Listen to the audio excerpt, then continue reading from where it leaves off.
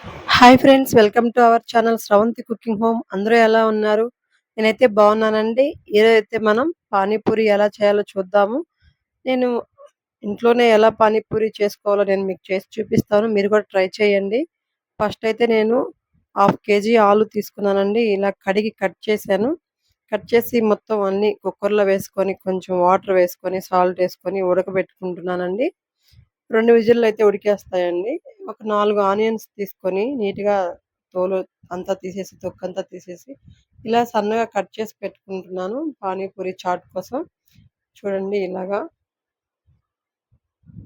అయిపోయింది ఇది గూడా. ఫస్ట్ ఒక మిక్సీ గిన్నెలో కొత్తిమీర, పుదీనా, పచ్చిమిర్చి, అల్లం ముక్కలు అన్నీ వేసి మిక్సీ పట్టించాను. ఈ ఆలు అయితే ఉడికాయండి. పై తొక్కు తీసేసుకుందాము. తీసేసుకొని అన్నీ ఒక పక్కన పెట్టుకుందాము. ఇది మిక్సీకేసాకైతే ఇలా వచ్చింది. దీంట్లోనే కొంచెం చింతపండు గూడా నానబెట్టున్నానండి కొంచెం. అది పిసికి ఇందులో పోద్దాము. ఇలా పోసుకోవాలి. పోసాక మనకి ఎన్ని వాటర్ కావాలో అన్ని ఇందులో వేసుకుందామండి. ఒక స్పూన్ సాల్ట్ అయితే వేశాను నేను. మనకెంత కావాలంటే అంత చూసి ఏసుకోండి చూసి. ఇప్పుడైతే నేను వడగట్టుకుంటున్నాను.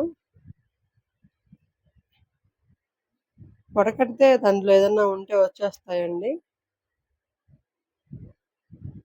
పిల్లలైతే భలే ఇష్టంగా తింటున్నారు ఇవి పానీపూరీలు. అలా బయట తినే కంటే ఇంట్లో తినడం బెస్ట్ అని ఇంట్లోనే ప్రిపేర్ చేశాను. ఇప్పుడు ఇందులోనే కొంచెం జీలకర్ర పొడి, ధనియాల పొడి వేసి బాగా కలిపాను.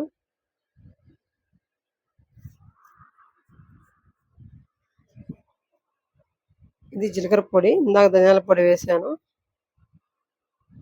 ఇదైతే రెడీ అయిపోయింది. పక్కన పెట్టేసుకున్నాము. ఈ ఉడకబెట్టుకున్న ఈ ఆలూని దీంట్లోనే కొంచెం పానీపూరి మసాలా వేసి, కొంచెం సాల్ట్ వేసి మెత్తగా స్మాష్ చేసి పక్కన పెట్టుకుంటున్నాను దీన్ని గూడా. ఇప్పుడైతే చాట్ అయితే రెడీ అయిపోయింది పానీపూరీలోకి. ఇంక మనం పూరీల్ని ఫ్రై చేసుకుందాము. నేనైతే ఈ పూరీలు ఇంట్లో తయారు చేయలేదండి. బయట షాప్‌లో తీసుకొచ్చాను. అవైతే చాలా ఇష్టంగా తింటారు మా పిల్లలు. అందుకే అవి తీసుకొచ్చాను.